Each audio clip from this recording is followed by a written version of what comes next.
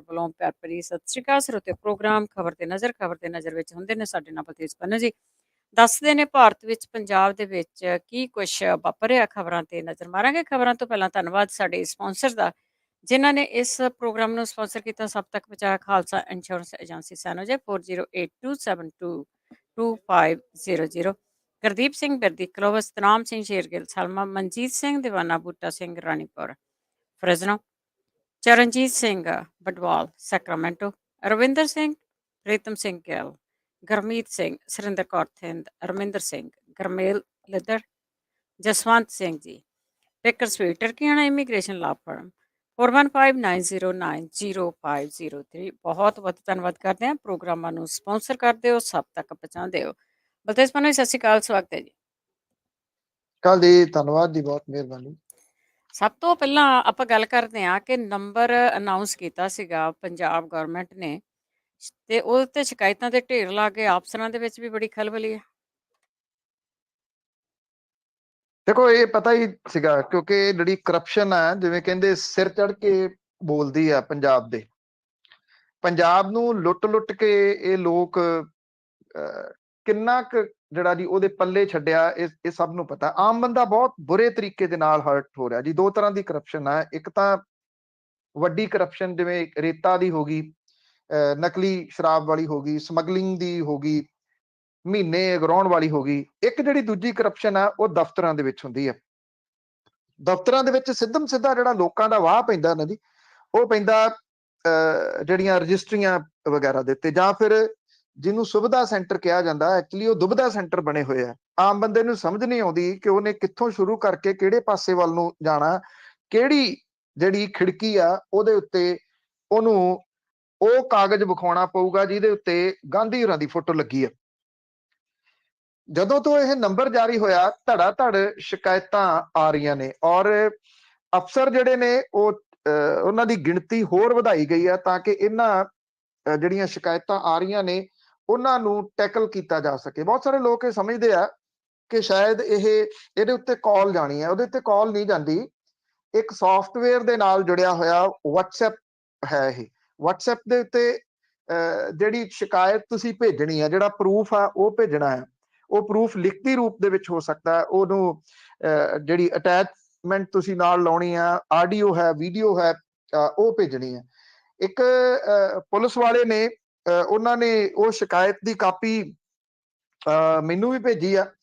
ਉਹ ਬੜੀ ਜਿਹੜੀ ਇਸ ਪੱਖੋਂ ਅਜੀਬ ਹੈ ਜੀ ਕਿ ਉਹਨੇ ਆਪਣੀ ਸ਼ਿਕਾਇਤ ਦੇ ਵਿੱਚ ਇਹ ਗੱਲ ਲਿਖੀ ਆ ਕਿ ਲੱਡਾ ਕੋਠੀ ਜਿਹੜੀ ਉੱਥੇ ਜਿਹੜੇ ਪੁਲਿਸ ਵਾਲੇ ਨੇ ਉਹਨਾਂ ਦੀਆਂ ਜੇਬਾਂ ਦੇ ਵਿੱਚੋਂ ਪੈਸੇ ਕਢਾਏ ਜਾ ਰਹੇ ਆ। ਜਦੋਂ ਉਹਨਾਂ ਨੂੰ ਤਨਖਾਹ ਮਿਲਦੀ ਹੈ ਤੇ ਲੱਡਾ ਕੋਠੀ ਦੇ ਜਿਹੜੇ ਇੰਚਾਰਜ ਰਹੇ ਨੇ ਉਹ ਉਹਨਾਂ ਦੀ ਤਨਖਾਹ ਚੋਂ ਪੈਸੇ ਲੈਂਦੇ ਰਹੇ ਆ। ਇਹ ਨਵੇਕਲੀ ਸ਼ਿਕਾਇਤ ਆ। ਬਾਕੀ ਸ਼ਿਕਾਇਤਾਂ ਜਿਹੜੀਆਂ ਆਮ ਲੋਕਾਂ ਦੀਆਂ ਨੇ। ਖਲਬਲੀ ਇਸ ਤਰੀਕੇ ਦੇ ਨਾਲ ਮਚੀ ਕਿ ਡਿਪਟੀ ਕਮਿਸ਼ਨਰ ਗੁਰਦਾਸਪੁਰ ਮੁਹੰਮਦ ਇਸ਼ਫਾਕ ਦੇ ਦਫ਼ਤਰ ਦੇ ਵੱਲੋਂ ਕੱਲ ਇੱਕ ਚਿੱਠੀ ਜਾਰੀ ਕੀਤੀ ਗਈ। ਇਸ ਚਿੱਠੀ ਦੇ ਵਿੱਚ ਇਹ ਕਿਹਾ ਗਿਆ ਕਿ ਕਿਸੇ ਵੀ ਵਿਭਾਗ ਦਾ ਕੋਈ ਵੀ ਫੀਲਡ ਅਫਸਰ ਤੇ ਕਰਮਚਾਰੀ ਬਿਨਾਂ ਮਨਜ਼ੂਰੀ ਦੇ ਚੰਡੀਗੜ੍ਹ ਦੇ ਦੌਰੇ ਦੇ ਉੱਤੇ ਨਹੀਂ ਜਾਊਗਾ, ਨਾ ਇਜਾਜ਼ਤ ਤੋਂ ਬਿਨਾਂ ਆਪਣੀ ਡਿਊਟੀ ਸਟੇਸ਼ਨ ਛੱਡੂਗਾ। ਡਿਸਟ੍ਰਿਕਟ ਦੇ ਸਾਂਝ ਕੇਂਦਰਾਂ ਦੇ ਵਿੱਚ ਪੈਂਡਿੰਗ ਕੇਸਾਂ ਨੂੰ ਛੇਤੀ ਤੋਂ ਛੇਤੀ ਨਿਪਟਾਇਆ ਜਾਊਗਾ। ਸਬ ਰਜਿਸਟਰਾਰ, ਤਹਿਸੀਲਦਾਰ ਦਫ਼ਤਰਾਂ ਦੇ ਵਿੱਚ ਰਜਿਸਟ੍ਰੇਸ਼ਨ ਤੇ ਇੰਤਕਾਲ ਦਾ ਕੰਮ ਛੇਤੀ ਕੀਤਾ ਜਾਊਗਾ। ਤੇ ਜਿਹੜੀਆਂ ਇੱਕ ਅਧਿਕਾਰੀ ਨੂੰ ਨੋਡਲ ਆਫੀਸਰ ਨਿਯੁਕਤ ਕੀਤਾ ਜਾਊਗਾ। ਰੋਜ਼ ਹੋਣ ਵਾਲੀਆਂ ਰਜਿਸਟਰੀਆਂ ਦੀ ਸੂਚਨਾ ਜਿਹੜੀ ਆ ਉਹ ਜਿਹੜੀ ਸ਼ਿਕਾਇਤ ਨਿਵਾਰਣ ਸ਼ਾਖਾ ਦੇ ਕਲਰਕ ਨੂੰ ਮੁਹੱਈਆ ਕਰਵਾਈ ਜਾਊਗੀ। ਤੇ ਸਾਰੇ CCTV ਕੈਮਰੇ ਜਿਹੜੇ ਆ ਉਹ ਲਾਏ ਜਾਣਗੇ। ਜੇ CCTV ਕੈਮਰੇ ਕੰਮ ਨਾ ਕਰਦੇ ਹੋਏ ਤੇ ਉਹਦੀ ਵੀ ਜਵਾਬਦੇਹੀ ਹੋਊਗੀ। ਇਸ ਤੋਂ ਬਾਅਦ ਕੀ ਹੋਇਆ, ਜਿਹੜੇ ਰੈਵਨਿਊ ਵਿਭਾਗ ਦੇ ਅਫਸਰ ਨੇ ਉਹਨਾਂ ਦੀ ਯੂਨੀਅਨ ਇਕੱਠੀ ਹੋ ਗਈ। ਉਹ ਕਹਿੰਦੇ ਅਸੀਂ ਕੰਮ ਛੱਡ ਦਿਆਂਗੇ। ਡਿਪਟੀ ਕਮਿਸ਼ਨਰ ਨੇ ਸਾਡੇ ਉੱਤੇ ਏਡਾ ਵੱਡਾ ਕਿੰਤੂ ਪਰੰਤੂ ਕਿਉਂ ਕੀਤਾ, ਤੇ ਇਸ ਕਰਕੇ ਉਹਨਾਂ ਨੇ ਕਿਹਾ ਕਿ ਅਸੀਂ ਇਹ ਕੰਮ ਛੱਡ ਦਿਆਂਗੇ, ਸਾਨੂੰ ਕਰਪਟ ਸਮਝਿਆ ਜਾ ਰਿਹਾ। ਜਿਹੜਾ ਰੈਵਨਿਊ ਆਫੀਸਰਸ ਐਸੋਸੀਏਸ਼ਨ ਆ ਉਹ ਕਹਿੰਦੀ ਕਿ ਜਿਹੜੇ IAS ਅਫਸਰ ਨੇ ਉਹ ਸਰਕਾਰੀ ਗੱਡੀਆਂ ਦੀ ਵਰਤੋਂ ਕਰਦੇ ਆ। ਉਹਨਾਂ ਨੇ ਡਿਪਟੀ ਕਮਿਸ਼ਨਰਾਂ ਦੇ ਉੱਤੇ ਮਤਲਬ ਕਿ ਸਿੱਧਾ ਦੋਸ਼ ਲਾ ਦਿੱਤਾ ਕਿ ਉਹ ਸਰਕਾਰੀ ਗੱਡੀਆਂ ਵਰਤਦੇ ਆ ਨਿੱਜੀ ਕੰਮਾਂ ਦੇ ਵਾਸਤੇ। ਉਹ ਕਹਿੰਦੇ ਕਿ ਉਹਨਾਂ ਨੂੰ ਤਾਂ ਇਹ ਵੀ ਨਹੀਂ ਪਤਾ ਹੋਣਾ ਕਿ ਡੀਜ਼ਲ ਜਾਂ ਪੈਟਰੋਲ ਦੇ ਰੇਟ ਇਸ ਵੇਲੇ ਕੀ ਆ। ਇਹ ਵੀ ਕਿਹਾ ਕਿ ਅਸੀਂ ਇਹ ਦਾਅਵਾ ਕਰਦੇ ਹਾਂ ਕਿ ਡਿਪਟੀ ਕਮਿਸ਼ਨਰ ਸਣੇ ਸਾਰੇ IAS ਆਪਣੀ ਪਰਸਨਲ ਕਾਰ ਕਦੇ ਵਰਤਦੇ ਹੀ ਨਹੀਂ। ਔਰ ਇਹ ਵੀ ਕਈਆਂ ਨੇ ਕਿਹਾ ਕਿ ਤੇਲ ਦਾ ਰੇਟ ਕੀ ਆ। ਉਹਨਾਂ ਨੇ ਕਿਹਾ ਕਿ ਅਸੀਂ ਇਹ ਕਹਿੰਦੇ ਆ ਕਿ ਇਹਨਾਂ ਚੀਜ਼ਾਂ ਨੂੰ ਕੌਣ ਮੋਨੀਟਰ ਕਰੂਗਾ, ਇਹ ਸਾਰੇ ਮੰਤਰੀ ਤੇ MLA ਕਰਦੇ ਆ, ਔਰ ਬਰਾਬਰਤਾ ਦਾ ਅਧਿਕਾਰ ਸਾਰਿਆਂ ਦੇ ਵਾਸਤੇ ਇੱਕੋ ਜਿਹਾ ਹੋਣਾ ਚਾਹੀਦਾ। ਅਸਲ ਦੇ ਵਿੱਚ ਜੇ ਹੁਣ ਤੱਕ ਆਪਾਂ ਦੇਖੀਏ ਪਿਛਲੇ ਸਮੇਂ ਦੇ ਵਿੱਚ ਕਰਪਸ਼ਨ ਜਿਹੜੀ ਆ, ਜਦੋਂ ਕਿਤੇ ਉਹਨੂੰ ਖਤਮ ਕਰਨ ਜਾਂ ਉਹਦੇ ਉੱਤੇ ਗੱਲ ਹੋਣੀ ਸ਼ੁਰੂ ਹੁੰਦੀ ਨਾ, ਐਗਜ਼ੈਕਟਲੀ ਇਹੀ ਕੁਝ ਹੁੰਦਾ। ਇਹ ਅਫਸਰ ਇਸ ਤਰੀਕੇ ਦੇ ਨਾਲ ਸਾਰੇ ਮਾਮਲੇ ਨੂੰ ਉਲਝਾ ਦਿੰਦੇ ਆ ਕਿ ਅਸਲ ਮਾਮਲੇ ਤੋਂ ਧਿਆਨ ਹੋਰ ਹੀ ਪਾਸੇ ਤੁਰ ਪੈਂਦਾ। ਹੁਣ ਜਿਹੜੇ ਰੈਵਨਿਊ ਆਫੀਸਰਸ ਐਸੋਸੀਏਸ਼ਨ ਹੈ, ਜੇ ਉਹ ਕਹਿੰਦੀ ਆ ਕਿ ਅਸੀਂ ਕੰਮਕਾਰ ਜਿਹੜੇ ਜੀ ਉਹ ਛੱਡ ਦਿਆਂਗੇ, ਤੇ ਕੰਮਕਾਰ ਕਰਦੇ ਕਦੋਂ ਨੇ? ਕਰ ਕਰਕੇ ਪੈਸੇ ਇਕੱਠੇ ਸਾਰੇ ਬਾਹਰ ਹੀ ਤਾਂ ਭੇਜ ਰਹੇ ਆ, ਕਿਉਂਕਿ ਵਿਦੇਸ਼ਾਂ ਦੇ ਵਿੱਚ ਇਹਨਾਂ ਦੇ ਬੱਚੇ ਪੜ੍ਹਦੇ ਆ। ਔਰ ਇਹ ਤਾਂ ਕੰਮ ਉਸ ਤਰੀਕੇ ਨਾਲ ਕਰਦੇ ਆ ਕਿ ਰੁਪਈਏ ਦਾ ਕੀ ਰੇਟ ਆ ਤੇ ਅੱਗੋਂ ਡਾਲਰ ਕਿੰਨੇ ਦਾ ਆਉਣਾ। ਜੀ ਜੀ ਬਿਲਕੁਲ ਇਸੇ ਤਰ੍ਹਾਂ ਹੀ ਆ ਸ਼ਿਕਾਇਤਾਂ ਵਾਲਾ ਵੀ ਚੱਲਿਆ ਰਹੇ ਤਾਂ ਵਧੀਆ, ਸਾਰੇ ਹੀ ਸਿੱਧੇ ਹੋ ਜਾਣਗੇ। ਅੱਗੇ ਆਪ ਸਰਕਾਰ ਲਈ ਝੋਨਾ ਸੀਜ਼ਨ ਚੁਣੌਤੀ ਬਣੂਗਾ? ਦੇਖੋ, ਚੁਣੌਤੀਆਂ ਇੰਨੀਆਂ ਨੇ ਕਿ ਇਹਨਾਂ ਚੁਣੌਤੀਆਂ ਦੇ ਵਿੱਚੋਂ ਨਿਕਲਣਾ ਕਿਵੇਂ ਆ, ਇਹ ਇੱਕ ਵੱਡੀ ਚੁਣੌਤੀ ਹੋਊਗੀ ਇੱਕ ਤੋਂ ਬਾਅਦ ਇੱਕ, ਕਿਉਂਕਿ ਐਸਾ ਢਾਂਚਾ ਸਾਰਾ ਜਿਹੜਾ ਉਹ ਖਰਾਬ ਕੀਤਾ ਹੋਇਆ ਕਿ ਉਹਨੂੰ ਸਹੀ ਤਰੀਕੇ ਦੇ ਨਾਲ ਚਲਾ ਸਕਣਾ ਇੱਕ ਚੈਲੰਜ ਹੈ। ਮੈਂ ਨਹੀਂ ਇਹ ਕਹਿੰਦਾ ਕਿ ਨਹੀਂ, ਪੋਸੀਬਲ ਨਹੀਂ ਹੋ ਸਕਦਾ, ਪਰ ਚੈਲੰਜ ਬਹੁਤ ਵੱਡਾ ਕਿਹਾ ਜਾ ਸਕਦਾ। ਹੁਣ ਜਿਹੜੀਆਂ ਇਹ ਥਰਮਲ ਕੰਪਨੀਆਂ ਨੇ, ਪ੍ਰਾਈਵੇਟ ਥਰਮਲ ਕੰਪਨੀਆਂ ਨੇ, ਜਿਨ੍ਹਾਂ ਦੇ ਨਾਲ ਸੁਖਬੀਰ ਸਿੰਘ ਬਾਦਲ ਨੇ ਸਮਝੌਤੇ ਕੀਤੇ ਸੀ, ਉਹਦੀ ਸਰਕਾਰ ਰਹਿੰਦੇ ਆ। 5 ਸਾਲਾਂ ਦੇ ਵਿੱਚ ਕਾਂਗਰਸ ਦੀ ਸਰਕਾਰ ਇਸ ਮਾਮਲੇ ਦੇ ਉੱਤੇ ਕੱਖ ਨਹੀਂ ਕਰ ਸਕੀ, ਕਿਉਂਕਿ ਉਹ ਵੀ ਸੁਪਰ ਮੈਜੋਰਟੀ ਦੇ ਨਾਲ ਆਏ ਸੀ। ਆਉਂਦਿਆਂ ਸਾਰ ਇਹ ਸਮਝੌਤੇ ਰੱਦ ਕਰਦੇ, ਕਿਸੇ ਤਰੀਕੇ ਨਾਲ ਇਹਨਾਂ ਕੰਪਨੀਆਂ ਦੇ ਜਿਹੜਾ ਸੀ ਉਹ ਗਲ ਚ ਗੂਠਾ ਦਿੰਦੇ, ਅਜਿਹਾ ਕੁਝ ਨਹੀਂ ਹੋਇਆ। ਸਗੋਂ ਇਹ ਕੰਪਨੀਆਂ ਥ੍ਰੈਟ ਕਰਦੀਆਂ ਰਹੀਆਂ, ਕਿਉਂਕਿ ਜਿਹੜੇ ਸਮਝੌਤੇ ਨੇ ਬੜੇ ਗਲਤ ਲਿਖੇ ਹੋਏ ਨੇ। ਇਹਨਾਂ ਦਾ ਬੜਾ ਵਾਰੀ ਜ਼ਿਕਰ ਹੋ ਚੁੱਕਿਆ ਹੋਇਆ ਕਿ ਇਹ ਸਿਰਫ ਕੰਪਨੀਆਂ ਦੇ ਵੱਲੋਂ ਸਮਝੌਤੇ ਕੀਤੇ ਗਏ ਆ, ਸਰਕਾਰ ਇਹਦੇ ਚ ਹੈ ਨਹੀਂ। ਹੁਣ ਇੱਕੋ ਤਰੀਕਾ, ਜਾਂ ਤਾਂ ਇਹਨਾਂ ਕੰਪਨੀਆਂ ਨੂੰ ਸੱਦ ਕੇ ਇਹ ਆਖਿਆ ਜਾਵੇ ਕਿ ਉਹ ਇਹਨਾਂ ਸਮਝੌਤਿਆਂ ਨੂੰ ਰੱਦ ਕਰਕੇ ਨਵੇਂ ਸਿਰਿਓਂ ਸਰਕਾਰ ਦੇ ਨਾਲ ਸਮਝੌਤੇ ਲਿਖਣ। ਹੁੰਦਾ ਇਹ ਰਿਹਾ ਜੀ ਕਿ ਜਿਹੜੀ ਕਾਂਗਰਸ ਦੀ ਸਰਕਾਰ ਸੀ, ਉਹਦੇ ਵਿੱਚ ਜਿਹੜੇ ਅਫਸਰ ਅੰਦਰ ਬੈਠੇ ਸੀਗੇ CMO ਦੇ ਵਿੱਚ, ਉਹੀ ਤਾਂ ਸਮਝੌਤੇ ਲਿਖਣ ਵਾਲੇ ਸੀ ਉਦੋਂ ਪਹਿਲੀ ਸਰਕਾਰ ਦੇ ਵਿੱਚ। ਉਹ ਕਿਹੜੇ ਤਰੀਕੇ ਦੇ ਨਾਲ ਇਹਨਾਂ ਨੂੰ ਰੱਦ ਕਰਾਉਂਦੇ? ਹੁਣ ਉਹ ਅਫਸਰ ਬਦਲ ਗਏ ਬਹੁਤੇ। ਹੁਣ ਅੱਗੋਂ ਜਿਹੜਾ ਜੀ ਇਹ ਆਸ ਹੋ ਸਕਦੀ, ਪਰ ਉਦੋਂ ਪਹਿਲਾਂ ਇੱਕ ਵੱਡਾ ਚੈਲੰਜ ਆ ਰਿਹਾ। ਇਸ ਵੇਲੇ ਪੰਜਾਬ ਦੇ ਵਿੱਚ ਜਿਹੜਾ ਕੋਲਾ ਹੈ, ਉਹਦੀ ਸ਼ਾਰਟੇਜ ਦਿਸਣੀ ਸ਼ੁਰੂ ਹੋ ਗਈ ਹੈ। ਝੋਨੇ ਦੇ ਸੀਜ਼ਨ ਦੇ ਦੌਰਾਨ ਬਿਜਲੀ ਦਾ ਸੰਕਟ ਪੈਦਾ ਹੋ ਸਕਦਾ ਹੈ। ਇਹ ਕੰਪਨੀਆਂ ਕੀ ਕਰਨਗੀਆਂ? ਇਹ ਪ੍ਰੈਸ਼ਰ ਬਣਾਉਣ ਦੇ ਵਾਸਤੇ ਇਹ ਤਰੀਕੇ ਵਰਤ ਰਹੀਆਂ ਨੇ। ਹੁਣ ਤੋਂ ਉਹਨਾਂ ਨੇ ਜਿਹੜਾ ਇਹ ਕਹਿਣਾ ਸ਼ੁਰੂ ਕਰਤਾ ਹੈ ਕਿ ਯੂਨਿਟ ਬੰਦ ਹੋ ਗਿਆ ਜੀ, 2 ਯੂਨਿਟ ਬੰਦ ਹੋ ਗਏ ਜੀ, ਇੰਨੇ ਦਿਨ ਦਾ ਕੋਲਾ ਰਹਿ ਗਿਆ ਜੀ, ਇੰਨੇ ਦਿਨ ਦਾ ਕੋਲਾ ਰਹਿ ਗਿਆ ਜੀ। ਜਦੋਂ ਕਿ ਸਮਝੌਤਿਆਂ ਦੇ ਵਿੱਚ ਇਹ ਵੀ ਸਾਈਨ ਹੈ ਕਿ ਕੋਲਾ ਜਿਹੜਾ ਹੈ ਉਹ ਇਹ ਪ੍ਰੋਪਰ ਰੱਖਣਗੇ, ਸਟਾਕ ਦੇ ਵਿੱਚ ਰੱਖਣਗੇ। ਜੇ ਕੋਲੇ ਦੀ ਸਪਲਾਈ ਦੇ ਵਿੱਚ ਕੋਈ ਵਿਘਨ ਪੈ ਰਿਹਾ ਤਾਂ ਉਹ ਕਿਹਦਾ ਕਸੂਰ ਹੈ? ਉਹ ਇਹਨਾਂ ਨੇ ਦੱਸਣਾ। ਹੁਣ ਜਿਹੜਾ ਜੀ ਇੱਥੇ ਛੋਟੇ ਕੱਟ ਅਜੇ ਲੱਗਣੇ ਸ਼ੁਰੂ ਹੋਏ ਨੇ। ਇਹ ਕਿਹਾ ਜਾ ਰਿਹਾ ਹੈ ਕਿ ਜਿਹੜਾ ਟਾਟਾ ਮੁੰਦਰਾ ਪਲਾਂਟ ਤੋਂ ਪੰਜਾਬ ਨੂੰ 475 ਮੈਗਾਵਾਟ ਬਿਜਲੀ ਮਿਲਣੀ ਸੀ, ਉਹ ਬਿਜਲੀ ਪ੍ਰਾਈਵੇਟ ਕੰਪਨੀ ਨੇ ਸੂਬੇ ਨੂੰ ਦੇਣੀ ਬੰਦ ਕਰਤੀ ਹੈ। ਜਿਹੜੇ ਰੋਪੜ ਤੇ ਲਹਿਰਾ ਮੁਹੱਬਤ ਥਰਮਲ ਪਲਾਂਟ ਜਿਹੜੇ ਨੇ, ਉਹਨਾਂ ਦੀਆਂ ਯੂਨਿਟਾਂ ਤਾਂ ਚੱਲ ਪਈਆਂ ਨੇ, ਗਰਮੀ ਵਧਣ ਕਰਕੇ ਜਿਹੜੇ ਇਸ ਵੇਲੇ 7500 ਤੋਂ 8000 ਮੈਗਾਵਾਟ ਜਿਹੜੀ ਉਹ ਬਿਜਲੀ ਦੀ ਡਿਮਾਂਡ ਹੋ ਗਈ ਆ।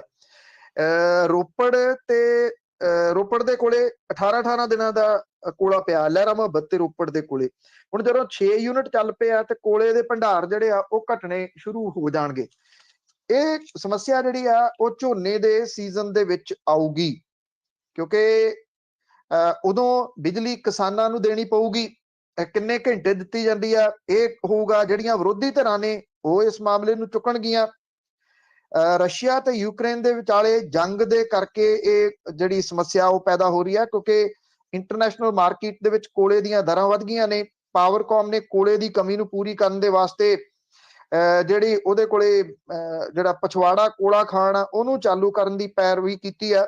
ਮਈ ਤੋਂ ਇਹ ਕੋਲਾ ਖਾਨ ਚੱਲਣ ਦੀ ਸੰਭਾਵਨਾ ਹੈ।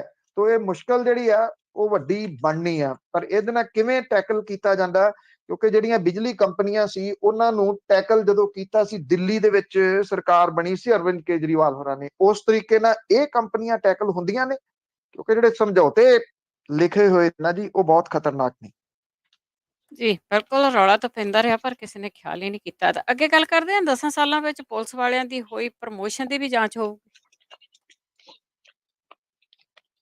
ਇਹ ਬੜਾ ਕੁਛ ਜਿਹੜਾ ਜੀ ਉਹ ਹੋਇਆ, ਹੁਣ ਇੰਨਾ ਕੁਛ ਨਿਕਲ ਕੇ ਸਾਹਮਣੇ ਜਿਹੜਾ ਉਹ ਆ ਰਿਹਾ ਕਿ ਇਉਂ ਲੱਗ ਰਿਹਾ ਕਿ ਇਹ ਢਾਂਚਾ ਚੱਲਦਾ ਕਿਵੇਂ ਰਿਹਾ ਜੀ।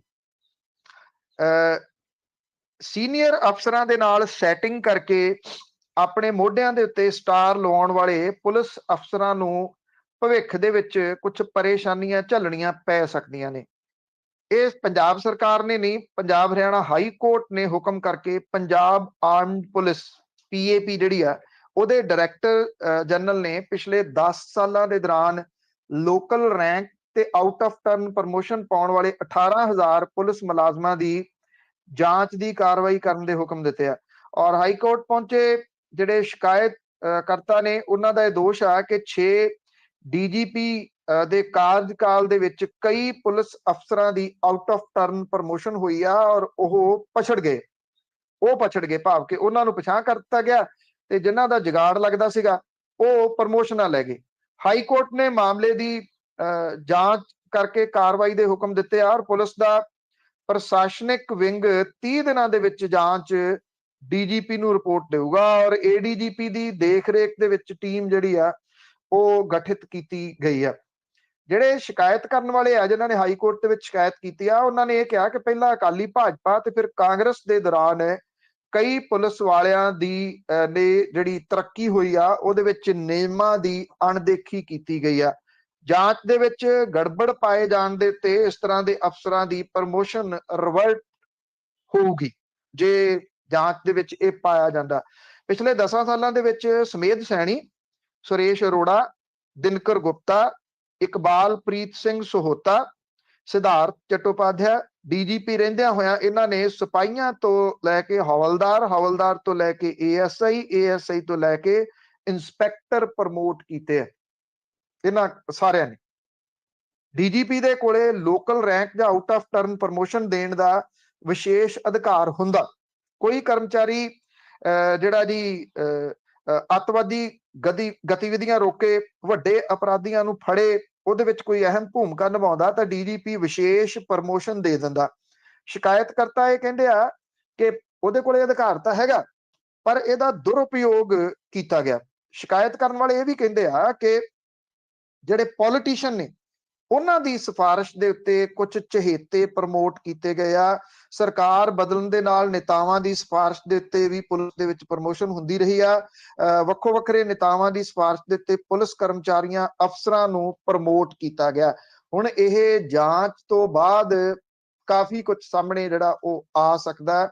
ਜਿਹੜੀ ਗੱਲ ਮੈਂ ਲਾਸਟ ਦੇ ਵਿੱਚ ਕਹੀ ਆ ਉਹ ਐਕਚੁਅਲੀ ਜਿਹੜੀ ਉਹ ਪਹਿਲਾਂ ਹੈ, ਕਿਉਂਕਿ ਜਿਹੜੇ ਪੋਲੀਟੀਸ਼ੀਅਨ ਨੇ ਉਹ ਇਹਨਾਂ ਅਫਸਰਾਂ ਨੂੰ ਕਹਿ ਕੇ ਆਪਣੇ ਚਹੇਤਿਆਂ ਨੂੰ ਪ੍ਰਮੋਟ ਕਰਵਾਉਂਦੇ ਰਹੇ ਆ। ਬਠਿੰਡੇ ਦੇ ਵਿੱਚ ਇੱਕ ਅਫਸਰ ਬੜਾ ਚਰਚਿਤ ਹੈ ਔਰ ਉਹਨੇ ਜਿਹੜੇ ਪਿਛਲੇ ਖਾਲੀ ਖਜ਼ਾਨਾ ਮੰਤਰੀ ਸੀ ਕਹਿੰਦੇ ਕਿ ਉਹਦੇ ਪਰਿਵਾਰ ਦੇ ਬਜ਼ੁਰਗ ਮੈਂਬਰ ਦੀ ਬਹੁਤ ਸੇਵਾ ਕੀਤੀ ਤੇ ਜਿੰਨੀ ਤੇਜ਼ੀ ਦੇ ਨਾਲ ਉਹਨੂੰ ਤਰੱਕੀ ਦੇ ਕੇ ਲਾਇਆ ਗਿਆ ਔਰ ਜਿਵੇਂ ਉਹਨੂੰ ਪ੍ਰਮੋਟ ਕੀਤਾ ਗਿਆ ਉਹਨੇ ਸਹੀ ਮਾਇਨਿਆਂ ਦੇ ਵਿੱਚ ਨਾ ਬਠਿੰਡੇ ਦੇ ਏਰੀਆ ਦੇ ਵਿੱਚ ਦੁਹਾਈ ਮਚਾਈ ਹੋਈ ਆ। ਕਿਸੇ ਨੂੰ ਪੁੱਛਣਾ ਪੀਟੀ ਕੌਣ ਹੈ ਸਾਰੇ ਦੱਸ ਦੇਣਗੇ। ਕਈਆਂ ਦਾ ਬਹੁਤ ਦਾ ਲੱਗਾ ਰਿਹਾ। ਅੱਗੇ ਕੇਂਦਰ ਸਰਕਾਰ ਨੇ ਕਰੋਨਾ ਪਾਬੰਦੀਆਂ ਤਾਂ ਹਟਾਈਆਂ ਪਰ ਮਾਸਕ ਲਾਜ਼ਮੀ ਰਹੂਗਾ। ਕਿਉਂ ਕੇਂਦਰੀ ਗ੍ਰਹਿ ਮੰਤਰਾਲੇ ਨੇ ਜਿਹੜੇ ਘਟਦੇ ਮਾਮਲਿਆਂ ਦੇ ਕਰਕੇ 31 ਮਾਰਚ ਤੋਂ ਬਾਅਦ ਜਿਹੜੇ ਪੁੱਟੇ ਜਾ ਰਹੇ ਸੀ ਸਟੈਪ ਜੀ ਉਹਨਾਂ ਨੂੰ ਸਾਰਿਆਂ ਨੂੰ ਖਤਮ ਕਰਨ ਦਾ ਫੈਸਲਾ ਲਿਆ। ਕੇਂਦਰ ਨੇ ਇਹ ਸਪਸ਼ਟ ਕੀਤਾ ਕਿ ਲੋਕਾਂ ਨੂੰ ਇਹਦੇ ਤੋਂ ਬਚਣ ਦੇ ਵਾਸਤੇ ਮਾਸਕ ਪਾਉਣਾ ਤੇ ਹੱਥਾਂ ਦੀ ਸਫਾਈ ਲਈ ਜਿਹੜੇ ਜਾਰੀ ਨਿਰਦੇਸ਼ ਨੇ ਉਹਦੀ ਪਾਲਣਾ ਕਰਨੀ ਹੋਊਗੀ। ਇਹ ਕਾਗਜ਼ੀ ਹੁੰਦਾ ਜੀ ਸਾਰਾ ਕੁਝ। ਔਰ ਮੰਤਰਾਲੇ ਨੇ ਇਹ ਗੱਲ ਕਹੀ ਆ ਕਿ ਮਾਸਕ ਪਾਉਣ ਤੇ ਹੱਥਾਂ ਦੀ ਸਫਾਈ ਤੋਂ ਛੋਟ ਵਾਲੀਆਂ ਰਿਪੋਰਟਾਂ ਝੂਠੀਆਂ ਨੇ। ਔਰ ਸਾਰੇ ਸੂਬਿਆਂ ਦੇ ਮੁੱਖ ਸਕੱਤਰਾਂ ਨੂੰ ਭੇਜੇ ਗਏ ਸੰਦੇਸ਼ ਦੇ ਵਿੱਚ ਕੇਂਦਰੀ ਗ੍ਰਹਿ ਸਕੱਤਰ ਅਜੇ ਭੱਲਾ ਨੇ ਕਿਹਾ ਕਿ ਹੁਣ ਬਹੁਤੇ ਆਮ ਲੋਕ ਕੋਵਿਡ ਵਿਹਾਰ ਤੋਂ ਜਾਣੂ ਹੋ ਗਏ ਆ, ਜਿਹਦੇ ਕਰਕੇ ਹੁਣ ਕੋਵਿਡ ਕੰਟੇਨਮੈਂਟ ਜਿਹੜੇ ਸਟੈਪ ਨੇ ਉਹ ਡੀਐਮ ਐਕਟ ਦੀਆਂ ਧਾਰਾਵਾਂ ਲਾਉਣ ਦੀ ਇਹਦੇ ਉੱਤੇ ਲੋੜ ਨਹੀਂ ਗੀ। ਇਹ ਜਿਹੜਾ ਇਹਦੇ ਵਾਸਤੇ ਇਹ ਜਿਹੜੇ ਸੰਦੇਸ਼ ਜਾਰੀ ਕੀਤੇ ਗਏ ਨੇ। ਔਰ ਇਹਨਾਂ ਸੰਦੇਸ਼ਾਂ ਦੇ ਵਿੱਚ ਇਹ ਗੱਲ ਕਹੀ ਗਈ ਆ ਕਿ ਕੇਂਦਰੀ ਗ੍ਰਹਿ ਮੰਤਰਾਲੇ ਦੇ ਵੱਲੋਂ ਹੋਰ ਕੋਈ ਹੁਕਮ ਜਾਰੀ ਨਹੀਂ ਕੀਤੇ ਜਾਣਗੇ। ਇਹ ਵੀ ਕਿਹਾ ਕਿ ਜੇ ਕਰੋਨਾ ਦੇ ਕੇਸਾਂ ਦੇ ਵਿੱਚ ਵਾਧਾ ਨਜ਼ਰ ਆਵੇ ਤਾਂ ਉਹ ਸੂਬੇ ਤੇ ਕੇਂਦਰ ਸ਼ਾਸਿਤ ਪ੍ਰਦੇਸ਼ ਆਪਣੇ ਪੱਧਰ ਦੇ ਉੱਤੇ ਕੋਈ ਸਟੈਪ ਲੈ ਸਕਦੇ ਆ। ਪਿਛਲੇ 7 ਹਫ਼ਤਿਆਂ ਦੇ ਵਿੱਚ ਕਰੋਨਾ ਕੇਸਾਂ ਦੀ ਗਿਣਤੀ ਦੇ ਵਿੱਚ ਤੇਜ਼ੀ ਦੇ ਨਾਲ ਗਿਰਾਵਟ ਦਰਜ ਕੀਤੀ ਗਈ ਆ।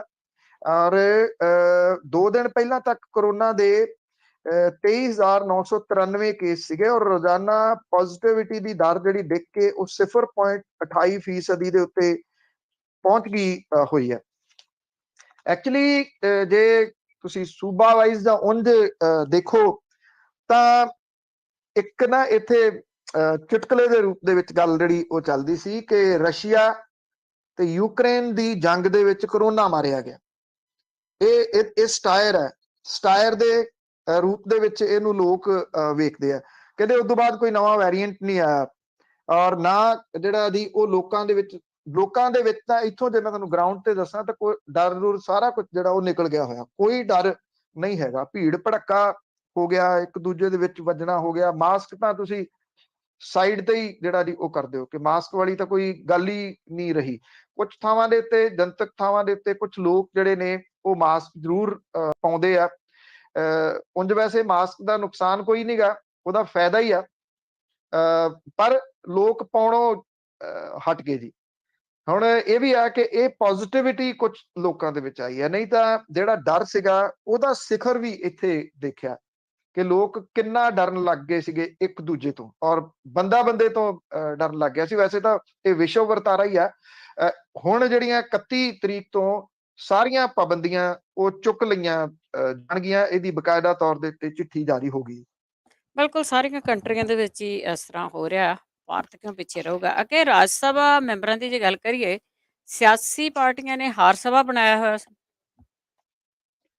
ਦੇਖੋ ਇਸ ਵੇਲੇ ਚਰਚਾ ਵੱਡੇ ਪੱਧਰ ਦੇ ਉੱਤੇ ਰਾਜ ਸਭਾ ਦੀ ਹੋ ਰਹੀ ਹੈ। ਵੈਸੇ ਇੰਨੀ ਕਦੀ ਰਾਜ ਸਭਾ ਦੀ ਚਰਚਾ ਪਹਿਲਾਂ ਨਹੀਂ ਸੁਣੀ ਹੋਊਗੀ ਜਿੰਨੀ ਇਸ ਵਾਰੀ ਹੋ ਰਹੀ ਹੈ, ਕਿਉਂਕਿ ਆਮ ਆਦਮੀ ਪਾਰਟੀ ਨੂੰ ਘੇਰਿਆ ਜਾ ਰਿਹਾ ਇਸ ਮਾਮਲੇ ਦੇ ਉੱਤੇ ਕਿ ਉਹਨੇ ਜਿਹੜੇ ਬਾਹਰੋਂ ਲਿਆਂਦੇ ਨੇ ਕੁਝ ਵਿਅਕਤੀ, ਜਿਹਦੇ ਕਰਕੇ ਉੱਤੇ ਕਿੰਤੂ ਪਰੰਤੂ ਹੋ ਰਿਹਾ।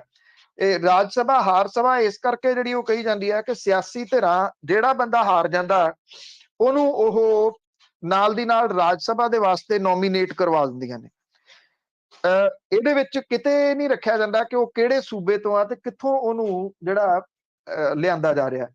ਜਿਹੜੀਆਂ ਸਿਆਸੀ ਧਿਰਾਂ ਨੇ ਉਹ ਰਾਜ ਸਭਾ ਦੇ ਵਿੱਚ ਅਕਸਰ ਆਪਣੇ ਨੇਤਾਵਾਂ ਨੂੰ ਭੇਜਦੀਆਂ ਰਹੀਆਂ ਨੇ। ਅਕਾਲੀ ਦਲ ਬਾਦਲ ਨੇ ਸੁਖਦੇਵ ਸਿੰਘ ਢੀਂਡਸਾ ਤੇ ਬਲਵਿੰਦਰ ਸਿੰਘ ਭੁੰਦੜ ਨੂੰ ਚੋਣਾਂ ਦੇ ਵਿੱਚ ਹਾਰਨ ਤੋਂ ਬਾਅਦ ਰਾਜ ਸਭਾ ਭੇਜਿਆ। ਭਾਰਤੀ ਜਨਤਾ ਪਾਰਟੀ ਦੇ ਵੱਲੋਂ ਸਿਮਰਤੀ ਇਰਾਨੀ ਨੂੰ ਚੋਣਾਂ ਹਾਰਨ ਤੋਂ ਬਾਅਦ ਰਾਜ ਸਭਾ ਦੇ ਵਿੱਚ ਭੇਜਿਆ ਗਿਆ ਸੀਗਾ। ਜੇ ਗੱਲ ਕਰੀਏ ਕਿ ਕੌਣ ਕਿਹੜੇ ਰਾਜ ਦਾ ਤੇ ਉਹਨੂੰ ਕਿੱਥੋਂ ਭੇਜਿਆ ਗਿਆ, ਇਹ ਵੀ ਬਹੁਤ ਲੰਮਾ ਚੌੜਾ ਜਿਹੜਾ ਦੀ ਉਹ ਵਿਸ਼ਾ ਹੈ। ਇਹਦੇ ਵਿੱਚ ਕੋਈ ਇਸ ਤਰ੍ਹਾਂ ਦਾ ਬੰਦਿਸ਼ ਨਹੀਂ ਹੈਗੀ ਜੀ, ਕੋਈ ਕ੍ਰਾਈਟੇਰੀਆ ਇਹਦੇ ਵਿੱਚ ਇਸ ਤਰ੍ਹਾਂ ਦਾ ਨਹੀਂ ਹੈਗਾ ਕਿ ਕਿਸੇ ਦੂਜੇ ਸੂਬੇ ਦਾ ਇੱਕ ਸੂਬੇ ਦੇ ਵਿੱਚੋਂ ਨਹੀਂ ਭੇਜਿਆ ਜਾ ਸਕਦਾ। ਉਹ ਭੇਜਿਆ ਜਾ ਸਕਦਾ ਕਿਉਂਕਿ ਮੁਲਕ ਇੱਕ ਹੈ, ਕਿਸੇ ਵੀ ਸੂਬੇ ਦੇ ਵਿੱਚੋਂ ਭੇਜਿਆ ਜਾ ਸਕਦਾ। ਇਹ ਪਿਰਤ ਜਿਹੜੀ ਹੈ ਨਾ ਇਹ ਸਿਆਸੀ ਧਿਰਾਂ ਨੇ ਹੀ ਪਾਈ ਹੈ। 2 ਜਿਹੜੇ ਗੈਰ ਪੰਜਾਬੀ ਮੈਂਬਰਾਂ ਦੀ ਚੋਣ ਦੇ ਉੱਤੇ ਵਿਰੋਧੀ ਧਿਰਾਂ ਨੇ ਉਂਗਲ ਉਠਾਈ ਹੈ, ਜਿਹੜੀ ਆਮ ਆਦਮੀ ਪਾਰਟੀ ਨੇ ਕੀਤੀ ਹੈ, ਪਰ ਭਾਜਪਾ ਤੇ ਕਾਂਗਰਸ ਨੇ ਕਾਫੀ ਸਮਾਂ ਪਹਿਲਾਂ ਇਹ ਲੀਹਾਂ ਪਾਈਆਂ ਸੀ। ਪਿਛਲੇ ਸਮਿਆਂ ਦੇ ਦੌਰਾਨ ਰਾਜ ਸਭਾ ਮੈਂਬਰਾਂ ਦੀ ਜਿਹੜੀਆਂ ਚੋਣਾਂ ਹੋਈਆਂ ਨੇ ਉਹਦੇ ਵਿੱਚ ਭਾਜਪਾ ਨੇ ਵੱਡੀਆਂ ਸ਼ਖਸੀਅਤਾਂ ਨੂੰ ਦੂਜੇ ਸੂਬਿਆਂ ਤੋਂ ਰਾਜ ਸਭਾ ਦੇ ਵਿੱਚ ਭੇਜਿਆ ਤੇ ਇਹਦੇ ਨਾਲ ਸੰਬੰਧਿਤ ਸੂਬਿਆਂ ਦੇ ਹੱਕਾਂ ਨੂੰ ਨਜ਼ਰਅੰਦਾਜ਼ ਕੀਤਾ ਗਿਆ। ਸਾਬਕਾ ਪ੍ਰਧਾਨ ਮੰਤਰੀ ਡਾਕਟਰ ਮਨਮੋਹਨ ਸਿੰਘ ਹੁਰੀ ਵੱਡੀ ਸ਼ਖਸੀਅਤ ਸਨ, ਪਰ ਉਹਨਾਂ ਨੂੰ ਕਾਂਗਰਸ ਨੇ 5 ਵਾਰੀ ਅਸਾਮ ਦੇ ਵਿੱਚੋਂ ਰਾਜ ਸਭਾ ਭੇਜਿਆ ਤੇ 6ਵੀਂ ਵਾਰੀ ਰਾਜਸਥਾਨ ਦੇ ਵਿੱਚੋਂ 20 ਅਗਸਤ 19 ਨੂੰ ਉਹ ਰਾਜ ਸਭਾ ਪਹੁੰਚੇ।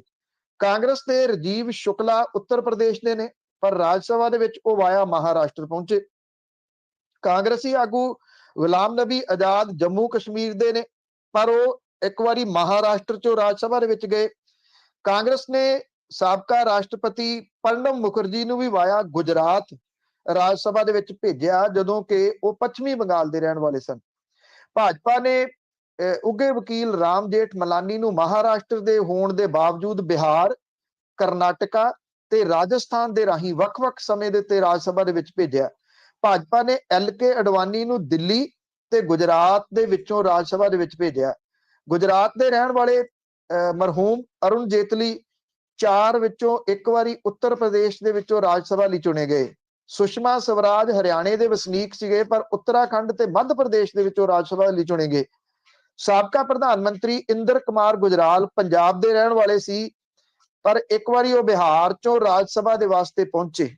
ਕਾਂਗਰਸ ਨੇ ਅੰਬਿਕਾ ਸੋਨੀ ਨੂੰ 5 ਵਾਰੀ ਪੰਜਾਬ ਦੇ ਵਿੱਚੋਂ ਰਾਜ ਸਭਾ ਦੇ ਵਿੱਚ ਭੇਜਿਆ ਤੇ ਉਹ ਦਿੱਲੀ ਤੋਂ ਵੀ ਰਾਜ ਸਭਾ ਦੇ ਮੈਂਬਰ ਚੁਣੇ ਗਏ।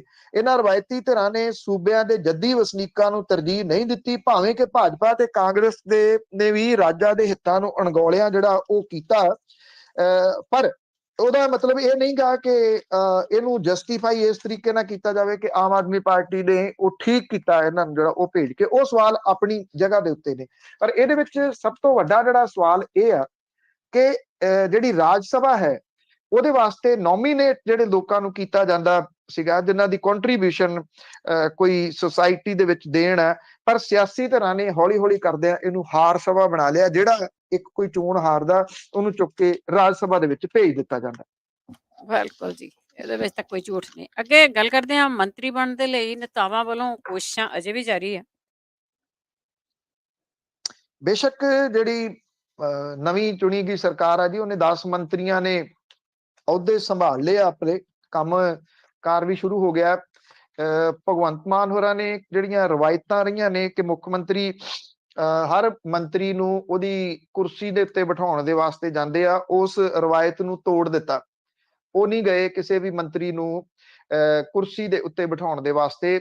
ਸਿਰਫ ਜਿਹੜਾ ਇੱਕ ਪ੍ਰੋਟੋਕਾਲ ਹੁੰਦਾ ਵਿਧਾਨ ਸਭਾ ਦੇ ਵਿੱਚ, ਵਿਧਾਨ ਸਭਾ ਦੇ ਸਪੀਕਰ ਨੂੰ ਕੁਰਸੀ ਦੇ ਉੱਤੇ ਬਿਠਾਉਣਾ, ਉਹਨਾਂ ਨੇ ਉਹ ਜ਼ਰੂਰ ਪੂਰਾ ਕੀਤਾ। ਵਿਧਾਨ ਸਭਾ ਦੀ ਸਪੀਕਰ ਦੀ ਕੁਰਸੀ ਤੱਕ ਉਹ ਲੈ ਕੇ ਗਏ ਕੁਲਤਾਰ ਸਿੰਘ ਸੰਧਵਾ ਹੋਰਾਂ ਨੂੰ, ਫਿਰ ਉਹਨਾਂ ਦੇ ਦਫ਼ਤਰ ਦੇ ਵਿੱਚ ਕੁਰਸੀ ਦੇ ਉੱਤੇ ਬਿਠਾਇਆ। ਉਸ ਤੋਂ ਇਲਾਵਾ ਉਹ ਕਿਸੇ ਮੰਤਰੀ ਨੂੰ ਬਿਠਾਉਣ ਦੇ ਵਾਸਤੇ ਨਹੀਂ ਗਏ।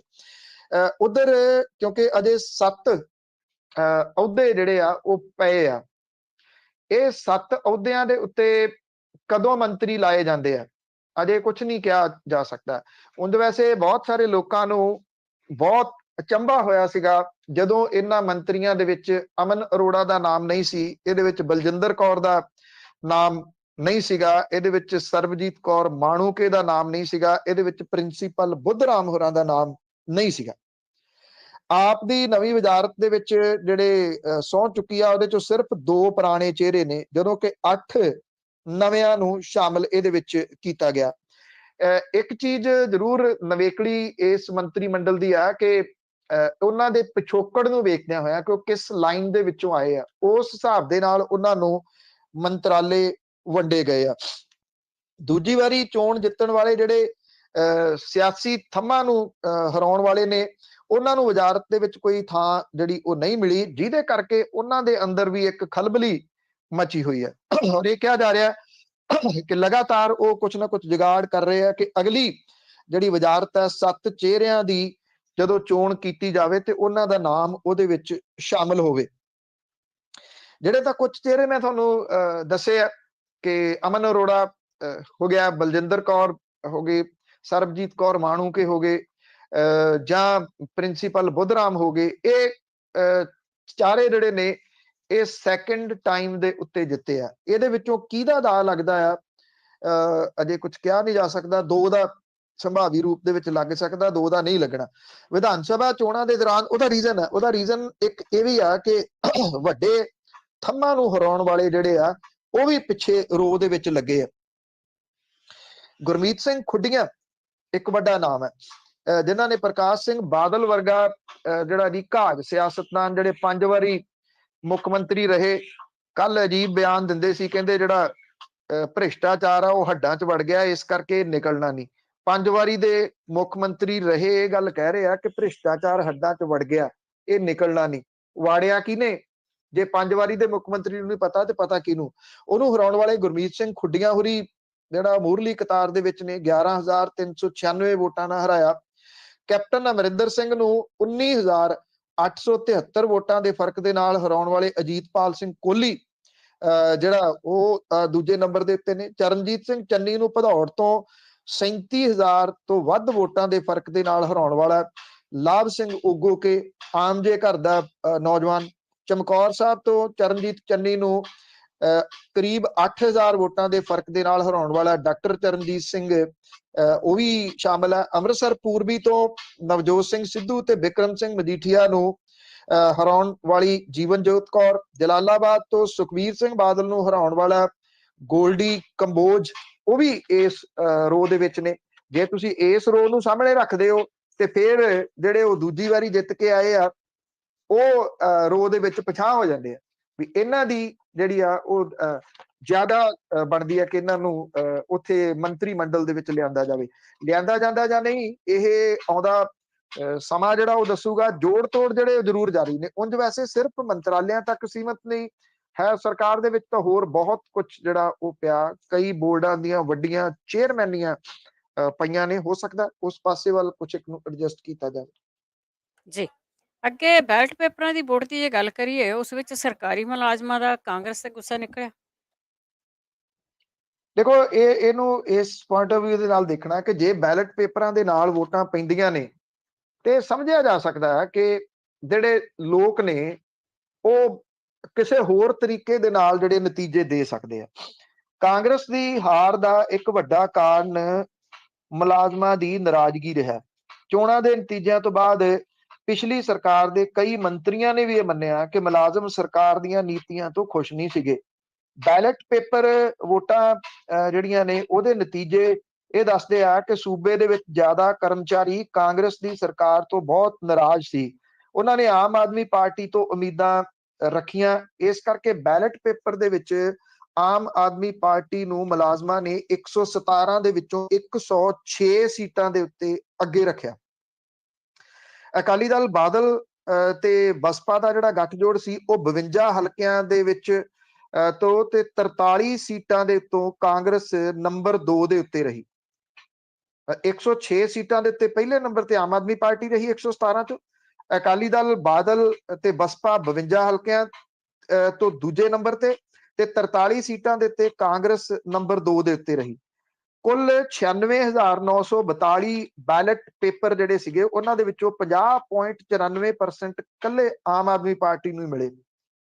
17.58% ਕਾਂਗਰਸ ਤੇ ਅਕਾਲੀ ਦਲ ਬਾਦਲ ਨੂੰ 16.91% ਵੋਟਾਂ ਹੀ ਮਿਲੀਆਂ। ਜਲੰਧਰ ਨਾਰਥ ਇੱਕ ਇਸ ਤਰ੍ਹਾਂ ਦੀ ਸੀਟ ਰਹੀ ਜਿੱਥੇ ਆਮ ਆਦਮੀ ਪਾਰਟੀ ਤੇ ਭਾਜਪਾ ਨੂੰ 118 ਵੋਟਾਂ ਮਿਲੀਆਂ। ਬੈਲਟ ਵੋਟਰ ਸਭ ਤੋਂ ਜ਼ਿਆਦਾ ਗੁਰਦਾਸਪੁਰ ਦੇ ਵਿੱਚ 9129 ਤੇ ਸਭ ਤੋਂ ਘੱਟ ਮਲੇਰਕੋਟਲਾ ਦੇ ਵਿੱਚ 592 ਰਹੇ।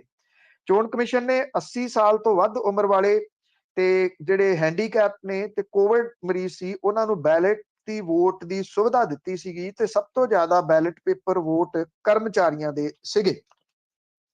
15 ਸੀਟਾਂ ਇਦਾਂ ਦੀਆਂ ਵੀ ਨਿਕਲ ਕੇ ਸਾਹਮਣੇ ਆਈਆਂ ਜਿੱਥੇ ਆਮ ਆਦਮੀ ਪਾਰਟੀ ਤੋਂ ਇਲਾਵਾ ਦੂਜੇ ਦਲਾਂ ਦੇ ਉਮੀਦਵਾਰਾਂ ਨੇ ਵੀ ਬੈਲਟ ਪੇਪਰਾਂ ਦੇ ਉੱਤੇ ਜਿੱਤ ਦਰਜ ਕੀਤੀ, ਹਾਲਾਂਕਿ ਉਹ ਆਪ ਜਿੱਤ ਨਹੀਂ ਸਕੇ। ਮੁਲਾਜ਼ਮਾਂ ਨੇ ਆਮ ਆਦਮੀ ਪਾਰਟੀ ਦੇ ਉਮੀਦਵਾਰਾਂ ਦੇ ਉੱਤੇ ਸਭ ਤੋਂ ਜ਼ਿਆਦਾ ਭਰੋਸਾ ਕੀਤਾ।